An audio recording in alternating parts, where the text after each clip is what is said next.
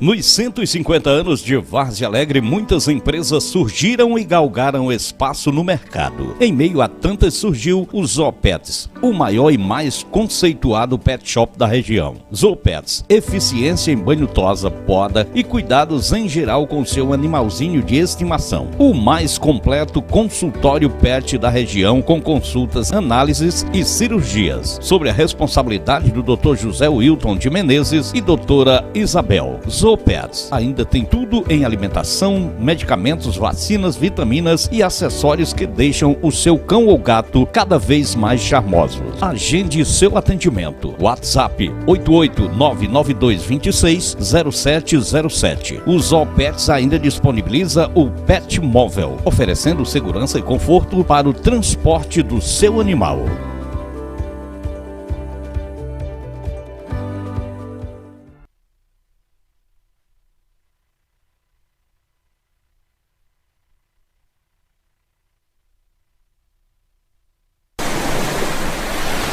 A dona de casa Várzea Alegrense agora tem mais uma nova opção na hora de realizar as suas compras.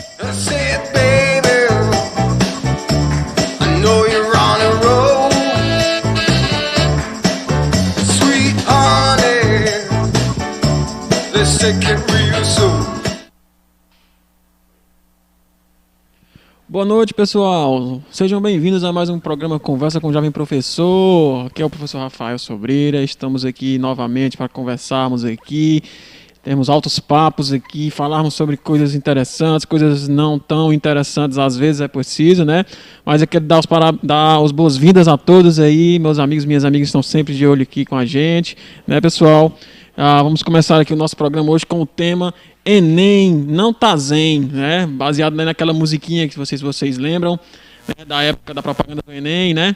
Que dizia que Enem, tô bem, entrei para a faculdade com o Enem, né? Tô zen. E o Enem não tá tão zen assim, né, pessoal?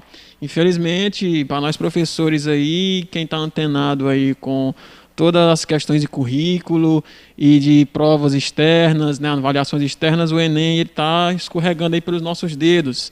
Então a gente vai falar um pouco sobre isso hoje aqui, falar um pouquinho sobre o que pode ter levado a essas mudanças, né, pessoal? Principalmente questões políticas, infelizmente, mas vamos discutir, vamos debater.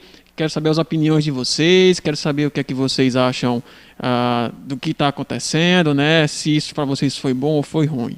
Então, mais uma vez, né, queria dar umas boas noites aqui, agradecer à professora Juliana Sátiro, né? Ao Alcimar Guedes, que já está acompanhando a gente aí. Vamos começando aqui, falando aqui um pouquinho sobre essas questões, né, pessoal? Quem ensina, principalmente a parte das ciências humanas, de ciências humanas e suas naturezas, né, tecnologia, ciências da natureza também foi um pouco impactado. Quem viu as provas do Enem 2019, 2020, já algumas mudanças, né? E é necessário falar sobre isso, né, pessoal, porque é muito difícil se o Enem descambar para um lado mais tecnicista, a nossa educação ainda seguir, principalmente a educação do ensino médio, seguir ainda da forma como ela estava sendo gerida, né? Ela também vai descambar para uma questão mais tecnicista. A gente vai ter que ensinar para o Enem. Infelizmente é isso que acontece, né?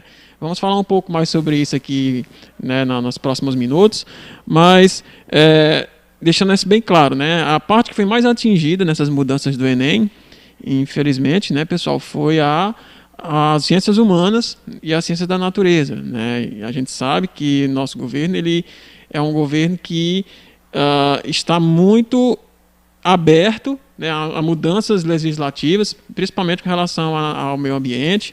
Tanto é que estão os escândalos aí, né, com o ex-ministro, né, Salles, aí, com relação a questões ambientais.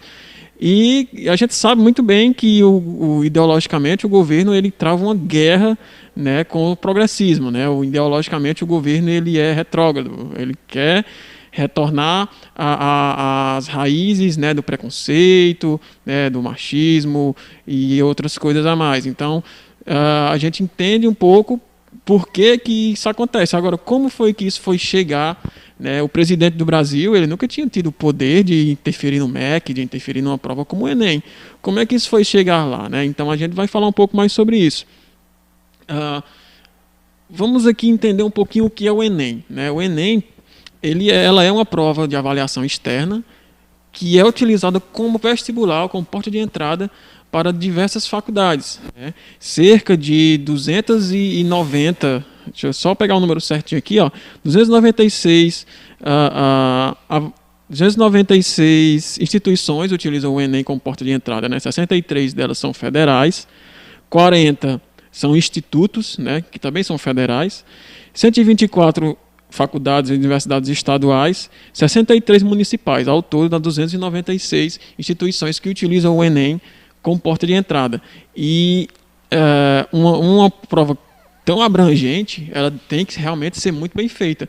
E o Enem, ele conseguia atingir essa meta, né, de ser uma prova de avaliação altamente extensa, mas que conseguia trabalhar algumas coisas. Infelizmente, o Enem não eu acredito que da forma que ele nunca poderá trabalhar questões regionais, né, regionalizadas, o que é uma pena, né, porque é uma prova nacional. Então, como eu vou colocar história do Cariri, história do Ceará, história de Vaza Alegre, por exemplo, no Enem. Infelizmente, não temos como, né, pensar dessa forma.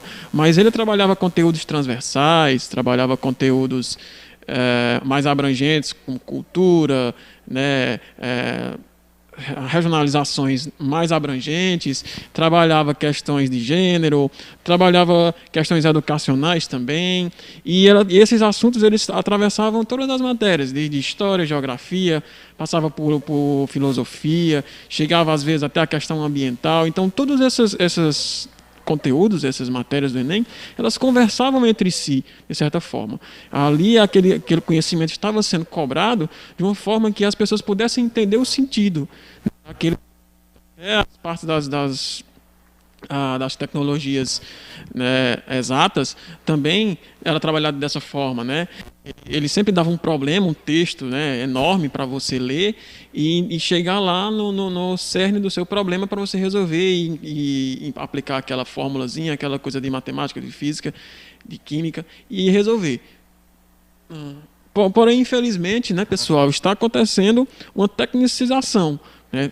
O Enem, no ano de 2020, vocês podem pesquisar aí, pegar a prova, está aberta aí no site, todos os sites, né? Depois que ela sai no site do INEP, ela fica aberta para todos os outros pegarem, publicarem. Vocês podem ver que ela não fala sobre assuntos transversais, principalmente assuntos que não agradam ao nosso governo, como discutir ditadura militar, porque o nosso governo, infelizmente, ele é um dinossauro que chegou aí afirmando que não houve ditadura militar, querendo impor a utilização de palavras como de proibir palavras como golpe militar e utilizar revolução de 64. Isso é inadmissível, você falar em revolução de 64. Foi um golpe militar e temos que falar como ele deve ser, né? Então, não fala-se sobre golpe militar de 64, não se fala sobre Getúlio Vargas, não se cita escravidão, não se cita questões de gênero. Então, a prova do Enem ela se descaracterizou totalmente nos últimos anos, né? Que, infelizmente, nós vamos ter que lutar para recaracterizar e segurar essa característica mesmo do Enem, né? Pois, se a gente parar de falar de gênero, se a gente parar de falar de escravidão, se a gente parar de falar de militar, né, de golpe militar, de ditadura, infelizmente, as escolas, né, vão começar a falar menos também, porque elas estão preparando os alunos, principalmente aos terceiro ano, segundo ano, para um vestibular, para um Enem. Então, é muito danoso que uma prova como o Enem ela venha 2 anos seguidos, praticamente, sem tratar esses assuntos. Pode ser um precedente muito perigoso. Esperemos aí que nos próximos anos isso retorne, né? Que essa questão diminua, que a gente possa realmente retomar uma aprendizagem significativa para os nossos problemas sociais e culturais. E não só uma tecnicização simples, perguntas bobas, né? A única coisa que o Enem de 2020 falou sobre, que é um pouco mais polêmica, foi uma questão sobre agrotóxicos, e mesmo assim não era nenhuma crítica. Se você for ver a questão lá, é simplesmente um dado demográfico jogado lá de qualquer forma, para você falar. Não tinha nenhum um tom crítico na questão. Então, o que acontece se isso continuar assim? Acontece a perda da crítica. A crítica, ela é a base do ensino médio. A gente sabe, quem é professor, quem é educando, quem trabalha com educação, sabe que nos níveis de ensino, a gente prepara o aluno para ser cidadão no ensino fundamental, né? Depois um cidadão crítico, né? Introduzimos a questão crítica no ensino médio e a reflexiva no ensino superior. Porém, se a gente está tirando a parte crítica às vezes já não chega muito no ensino médio. Muitas vezes as pessoas aprendem realmente a criticar, realmente a aprofundar nos assuntos na nossa universidade. E aí fica aquela confusão, né, da universidade, ao invés de refletir sobre algo, ela está batendo no mesmo martelo de algo que já deveria ser conhecido. Essas questões de gênero, essas questões de raça, essas questões deveriam ser amplamente debatidas no ensino médio, para que o aluno chegasse ao ensino superior com um conhecimento crítico para refletir sobre aquilo e lançar ideias, né? Lançar modificações, lançar ações para a sociedade para a gente modificar isso. Mas o que acontece? Não acontece essa reflexão no ensino médio, acontece só jogando conteúdo, para quando chegar no ensino médio, o ensino superior, já o jovem, né? Aprender a criticar. E aí fica aquela crítica rebatida, remoendo, 4, 5 anos de universidade remoendo as críticas, e não sai uma solução daquilo ali, né? Não se refletiu sobre aquilo de uma forma a solucionar, mas sim aprendeu simplesmente a criticar o trabalho que era para ter sido do ensino médio. Então, se você tira essa crítica do ensino médio agora institucionalmente, porque se você tira essa crítica do Enem, você está tirando essa crítica também institucionalmente, né?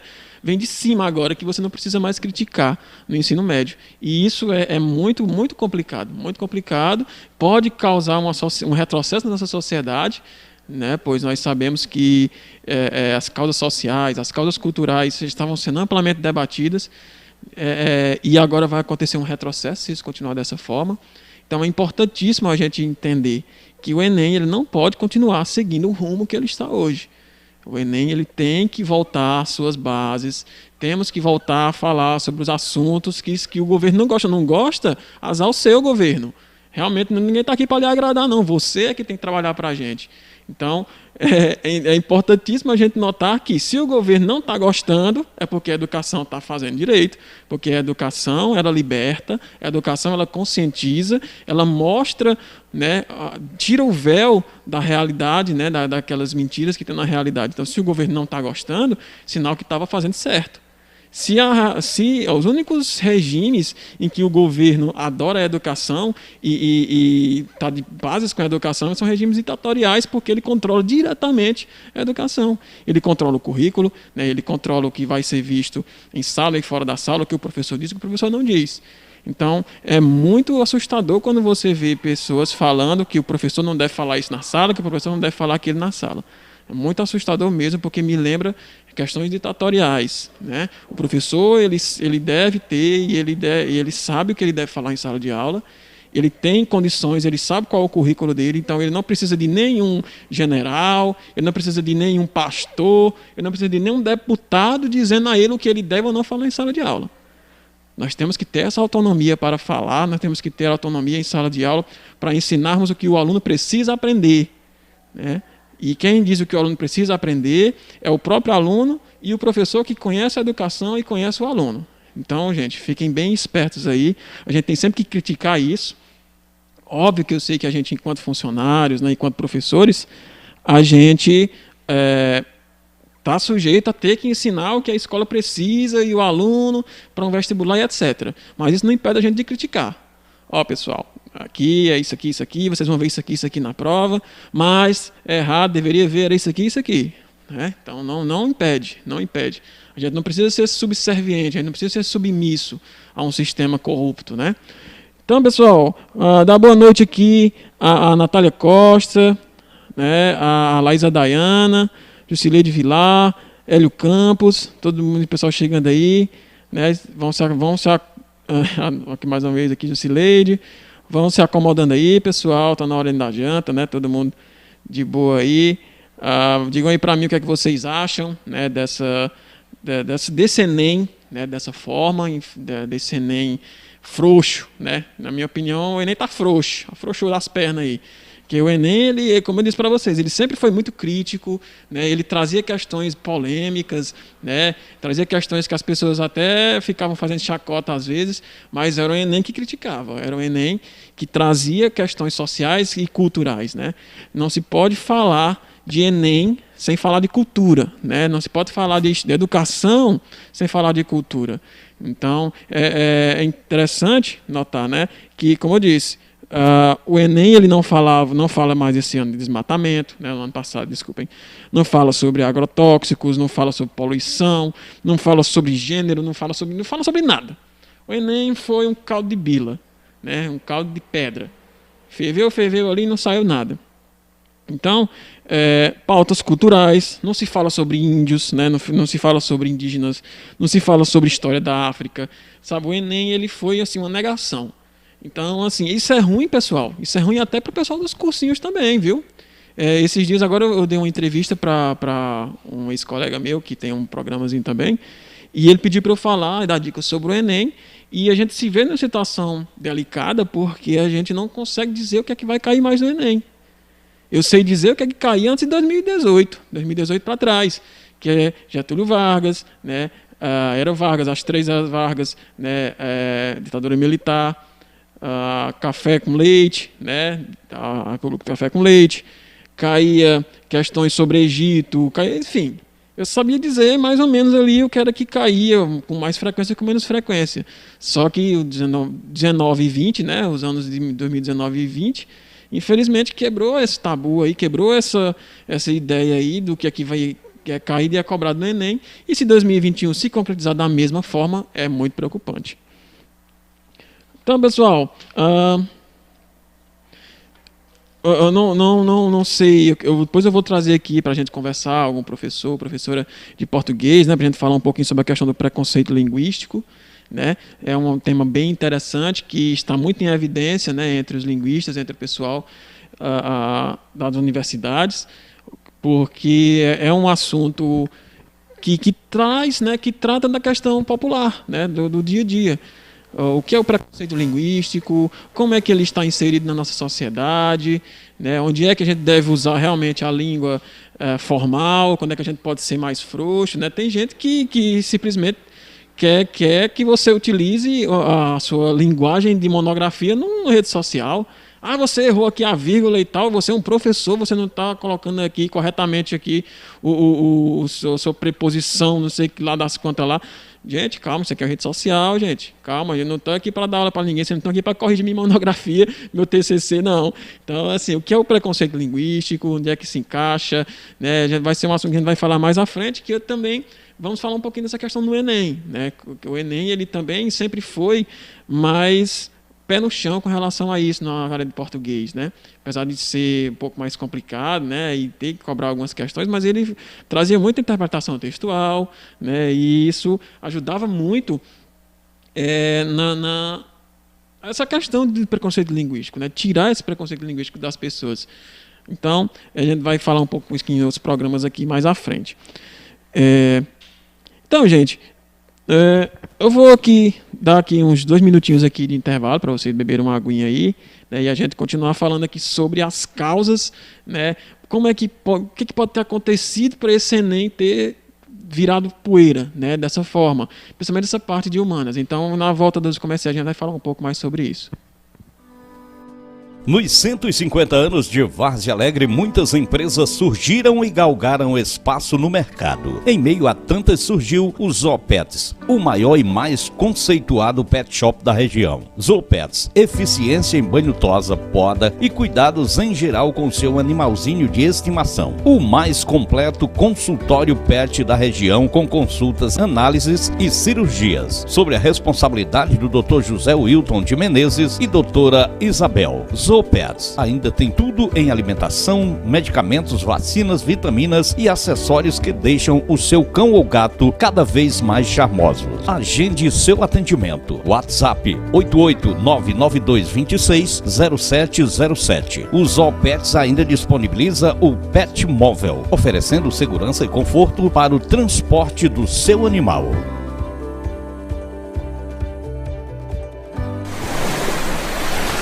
A dona de casa Várzea Alegrense agora tem mais uma nova opção na hora de realizar as suas compras. Chegou em Várzea Alegre o Mercado Marujo, com estivas, cereais, enlatados e especialidades em frutos do mar. Isso mesmo, especialidades em frutos do mar, camarão, arraia e muito mais. O Mercado Marujo fica às margens da Avenida Vicente Alves Costa, próximo à subida da rodoviária. Mercado Marujo, acione o contato 997 23 1153. Mercado Marujo, um mar de ofertas para você. Organização Francisco Filho e Renata.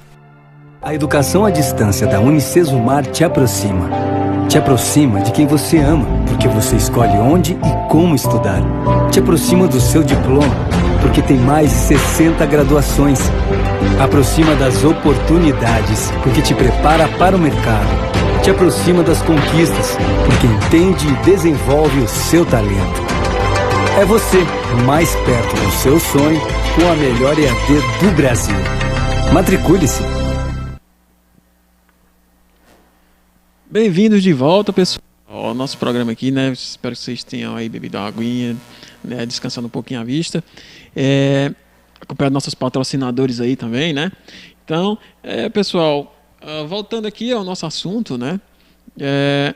Eu vou falar um pouquinho sobre duas personalidades principais que tiveram um grande impacto nessa questão, que foi o secretário de Cultura, né, o ex-secretário de Cultura, né, Roberto Alvim, e o nosso ex-ministro da Educação também, o Abraham Weintraub, né, até o nome é estrangeiro do cara. Então, são duas personalidades que foram inseridas no nosso governo em papéis centrais, que infelizmente não tiveram um bom desempenho, para dizer o mínimo, né, sendo aqui bem eufemista, né. O Roberto Alvim, principalmente, ele teve um desempenho desastroso na Secretaria de Cultura, né? Principalmente quando ele inventou de dar aquele pronunciamento, né, em rede nacional,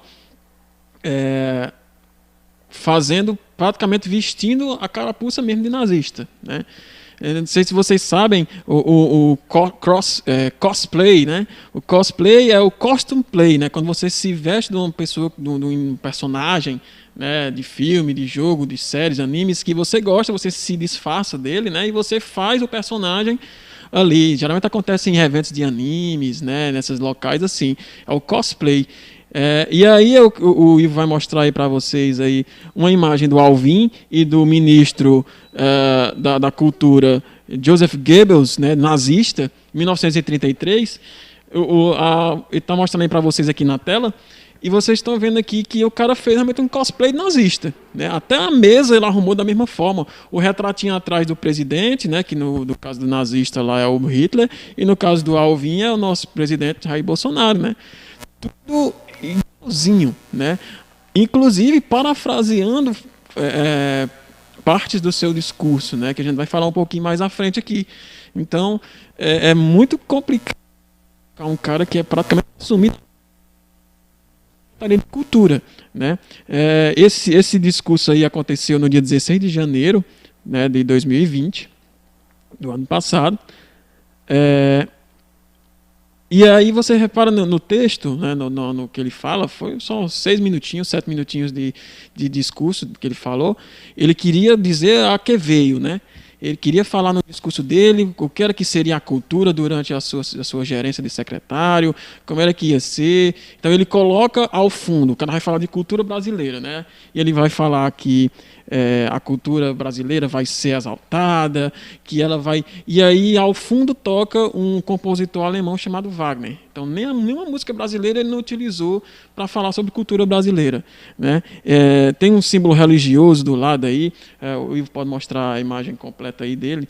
Vocês vão ver que tem um símbolo religioso que é uma espécie de cruz, se eu não me engano é judaica, né?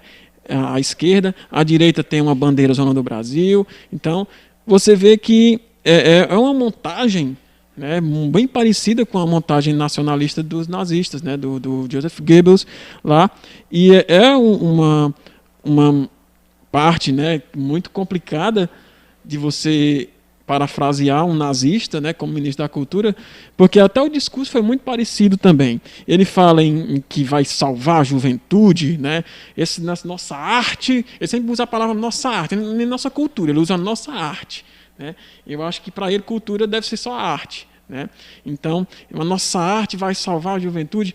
Então, quando ele fala assim que vai salvar a nossa juventude, eu me lembro muito da juventude hitlerista. Não sei se vocês conhecem a juventude hitlerista. Era um programa de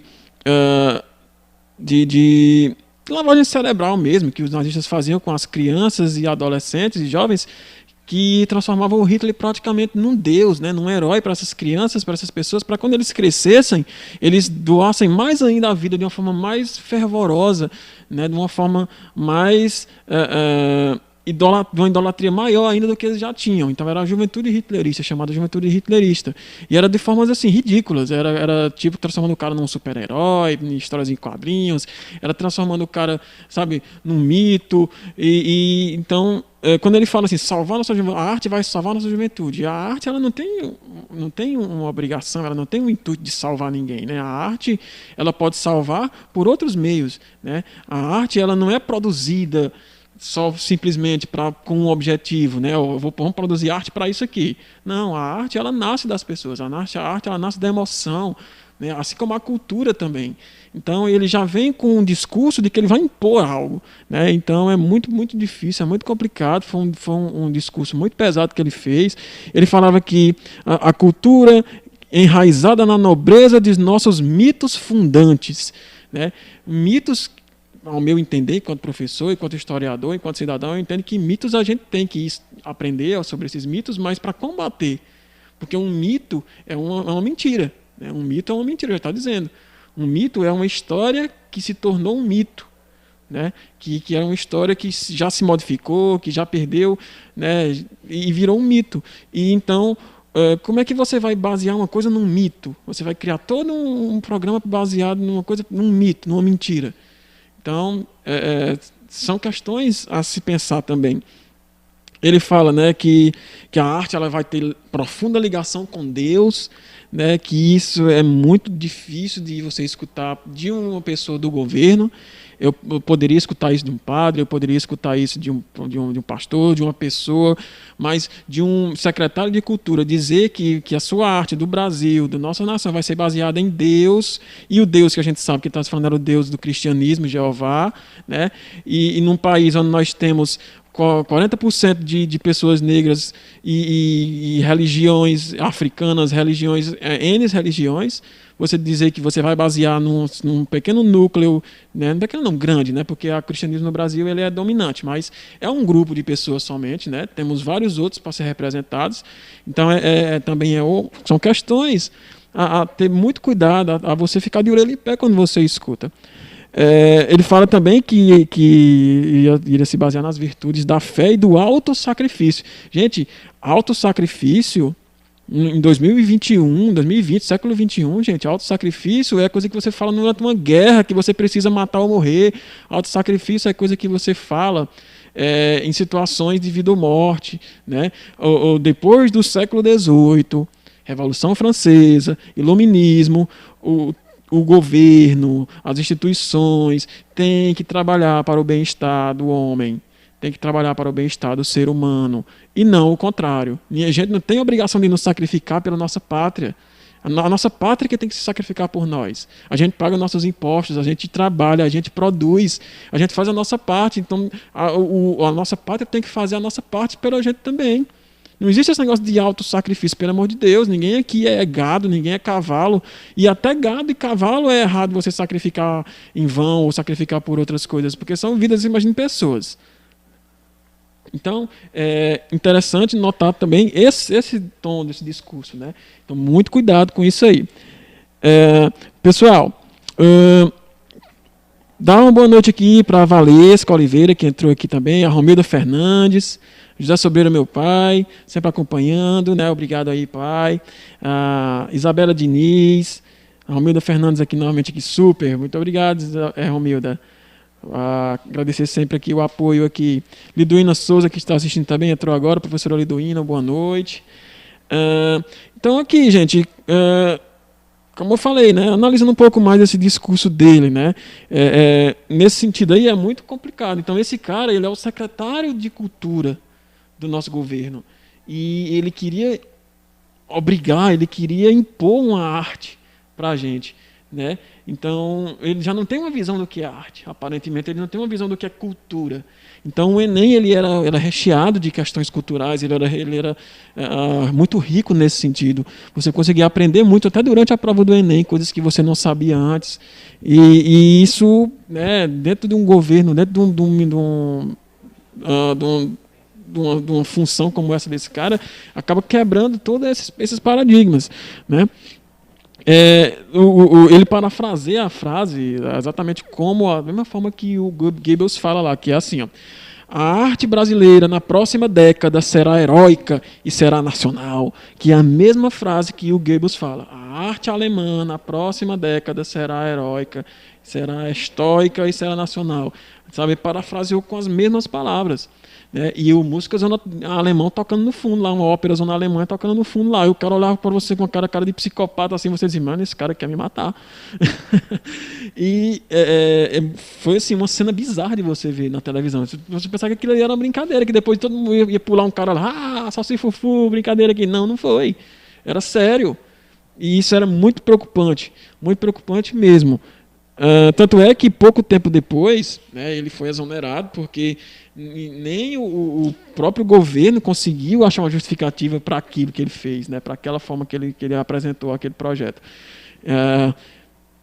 Teve uma repercussão enorme, né? Eu acho que eles pensavam que os historiadores estavam dormindo, né, que os caras não iam ver um negócio daquilo ali e sacar que ele estava fazendo ali um cosplay de nazista, né? Qualquer historiador que tenha estudado a história da Segunda Guerra Mundial, que tenha entendido um pouco mais sobre isso e conhecido, né, os principais atores do governo nazista, ele sabe que aquilo ali era uma coisa bem estranha. Quem via já achava estranho, e quem já não entendia foi direto em cima, e aí foi uma repercussão enorme, os caras na mesma hora já descobriram logo a ligação e tal. E aí eu acho que o governo pensava, né, subestimou muito, né, também o conhecimento histórico do brasileiro, né, pelo menos isso, né. E aí é bem interessante a gente notar isso, né. Enquanto o Enem antigamente ele falava nessa questão cultural, né, e a gente entende que ninguém controla a cultura. Ninguém controla, você não pode montar uma cultura, criar uma cultura, nossa cultura vai ser assim, nossa cultura é isso, é aquilo, porque não pode, não existe isso. A cultura ela é popular, a cultura ela nasce do povo, tanto é que nasce inclusive questões culturais, questões religiosas da cultura, né? Nós temos aí o catolicismo popular, né, com vários santos, né, a devoção a Padre Cícero, que nasce de questões culturais. Então você não consegue, você não vai nunca controlar a cultura de ninguém. Principalmente no Brasil, que nós temos uma cultura riquíssima. Nossa cultura ela é linda, ela é rica, ela é interessante, ela é fascinante. E aí vem um cara metido a nazista dizer que vai fazer uma cultura, uma arte nacional baseada na religião e sei lá em que preceitos, né? Então, é muito complicado. Em menos de 2 anos, passaram cinco secretários de Cultura pelo governo Bolsonaro em menos de 2 anos. Inclusive a Regina Duarte, que não sei qual foi, o que os caras acharam que ela teria de capacidade para ser uma secretária de Cultura. A mulher só foi atriz a vida inteira. Né? Você nunca viu dizendo que ela estava metida em questões culturais. Eu não sei nem se ela é atriz de teatro. Não posso dizer isso para vocês aqui, que eu não sei. Né? Então, vai chamar a mulher para ser secretária de Cultura. Outra coisa muito errada, né? Não tem um Ministério da Cultura, é uma Secretaria da Cultura. Então, antes a Secretaria de Cultura ela era dentro do Ministério da Cidadania. Né? Aí você entende um pouquinho, não, beleza, né? Cidadania e tal, cultura. Mas aí os caras pegaram, né, no governo Bolsonaro, no governozão nosso aí, tirou da Secretaria de Cidadania e colocou na Secretaria de Turismo.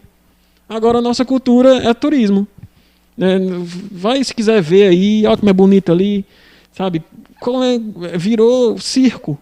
Nossa cultura virou circo. Está no Ministério do Turismo. Então, por aí você tira por que não se fala mais em cultura no Enem, né? Não querem mais falar de cultura no Enem. E aí a gente vai agora falar um pouquinho, para finalizar, sobre o nosso amigo ministro da Educação, o Abraham Weintraub, que é um cara totalmente inepto para ser nem professor, ele é inepto para ser professor, quanto mais para ser o ministro da Educação.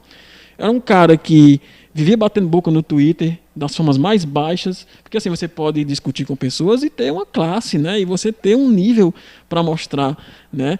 Mas não, ele não tem nível nenhum, ele xingava as pessoas no Twitter, né? Parecia um adolescente de 15 anos xingando no Twitter, aquela coisa horrorosa. E aí o cara vai e é chamado para ser ministro da Educação do Brasil, né? Ele tinha afirmações horrorosas pelo Twitter. Ele falava sobre. Ele dizia que as universidades tinham plantações de maconha nas universidades. E, gente, como é que você é um ministro da Educação e você não conhece suas universidades? Esse cara nunca entrou na universidade, aparentemente, sei lá, ou entrou na universidade particular que o papai pagou para ele, né? Não sei por aí afora, mas ele não conhece, não sabe. Foi ele que usou a velha expressão, dizendo que nas universidades só tinha balbúrdia, né? E aí o pessoal até hoje, quando sai alguma pesquisa, né, relacionada à saúde, relacionada a qualquer coisa que impacta nosso Brasil, que ajuda, o pessoal diz, isso aí é a balbúrdia que o ministro falava, né? Então, um cara como esse que você vai ver nos twitters dele, ele prefere se comunicar pelo Twitter do que por meios mais abrangentes, meios legais, né? E comete erros escrachos, né, de ortografia no Twitter. Cara, você não está ali no Twitter enquanto uma pessoa normal, não.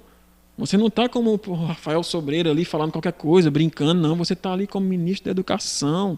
Pelo menos a obrigação você tem de escrever certo, né? Isso aí não é preconceito linguístico, não. Você é ministro da Educação, você tem a obrigação de escrever certo. Se você acha que está errado aqui, chama um cara, você tem dinheiro, você deve ter milhares de assessores aí, ele devia ter, para olhar, olha aqui, esse português está errado aqui, mas não escrever qualquer coisa, sabe? É um cara inepto, é um cara que sabe, foi um retrocesso enorme para o nosso Brasil enquanto ministro da Educação, né? E acima de tudo, eu acho que o maior pecado dele é odiar o Paulo Freire, né? O professor Paulo Freire.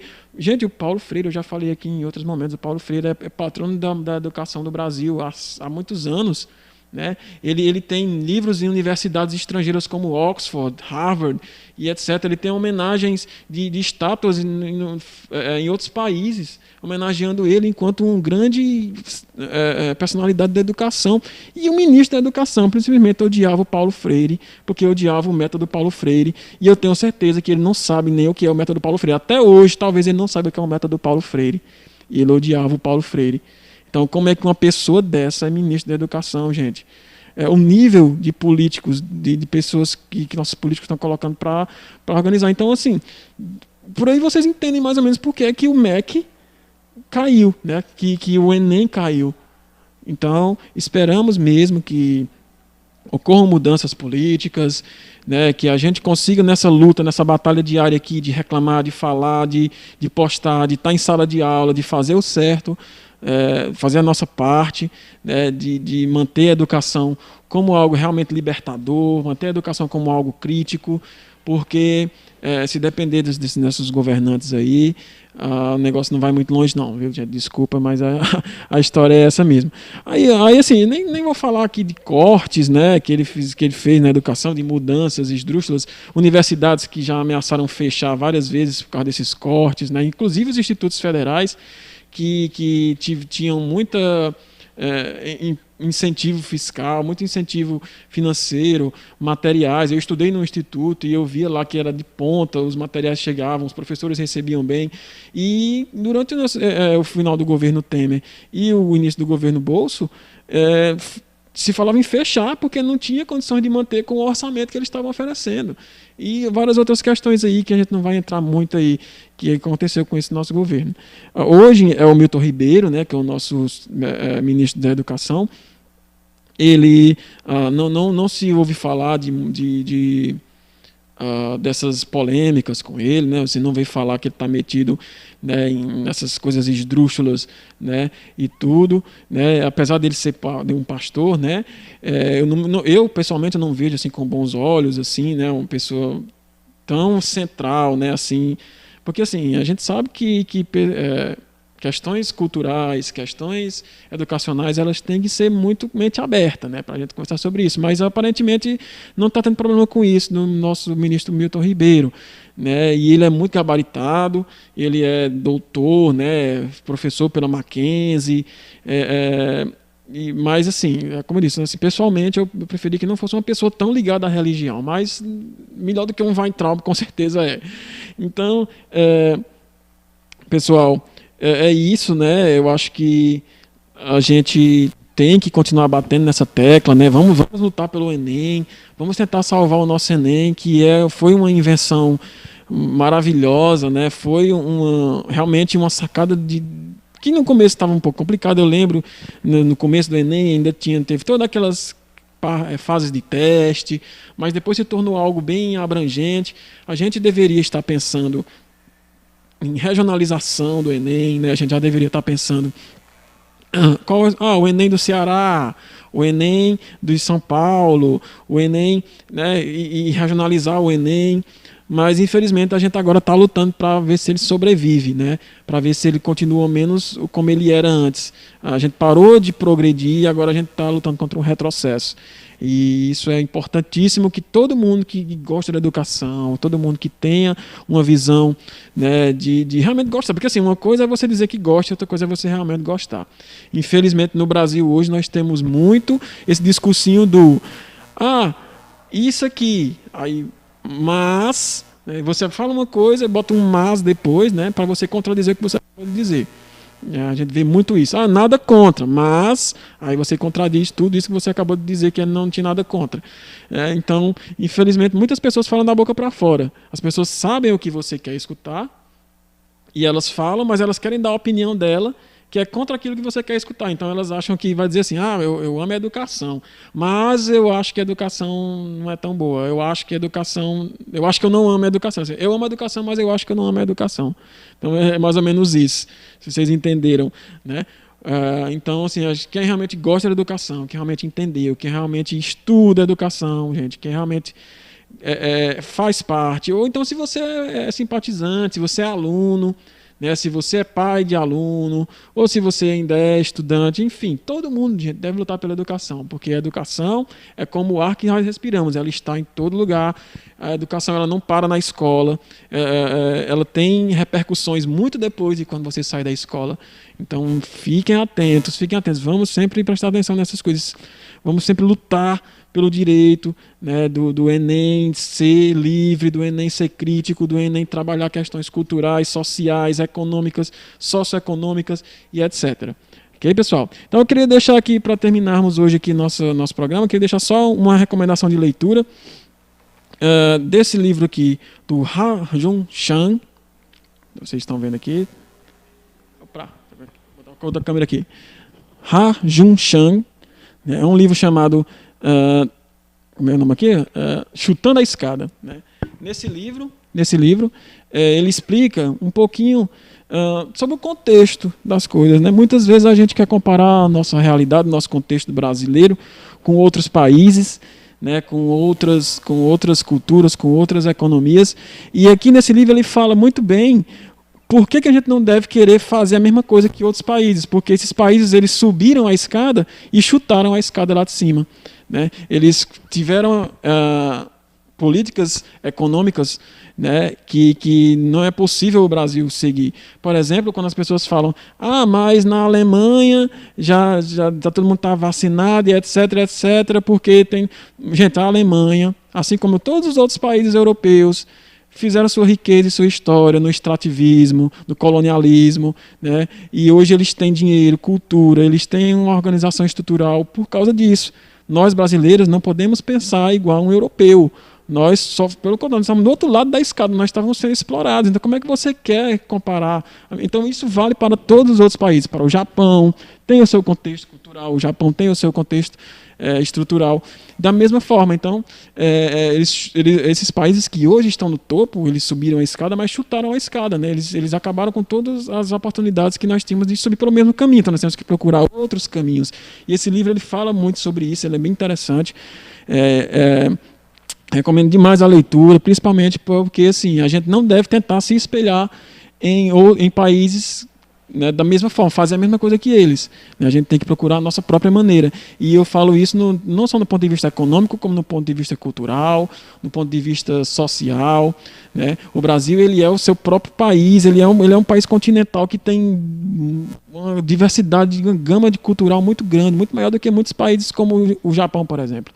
Né? Aqui nós lidamos com cultura negra, africana, cultura nordestina que vem da cultura do pobre misturado com a cultura do rico. Nós temos cultura europeia que veio junto com o pessoal. Nós temos o pessoal do Rio de Janeiro. Então, assim, nós temos um outro país. Então, não vamos querer subir a escada do outro, porque a escada do outro já foi derrubada. Vamos procurar o nosso caminho e procurar chegar lá em cima da nossa forma. E a gente só vai conseguir chegar se a gente fizer dessa forma. Então, gente, é isso aí. Queria agradecer mais uma vez aqui o pessoal que nos acompanhou, né, as professoras, professores, o pessoal que acompanha a gente sempre, né, aqui. Né, um grande abraço para vocês. Agradecer demais aqui a audiência de vocês, gente. Um grande abraço aí. Na próxima semana nós estamos aqui novamente nessa mesma telehora, nesse mesmo bate-canal. Meu chorei foi tudo. Nessa mesma bate-hora, nessa mesma bate-canal.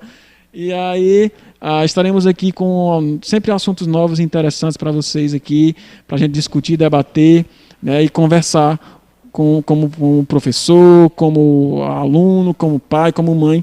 Lembre-se sempre disso. Estamos aqui para conversar, estamos aqui para receber ideias, para entender e debater se possível, né? Então é isso aí, gente. Um grande abraço aí e até a próxima. Valeu!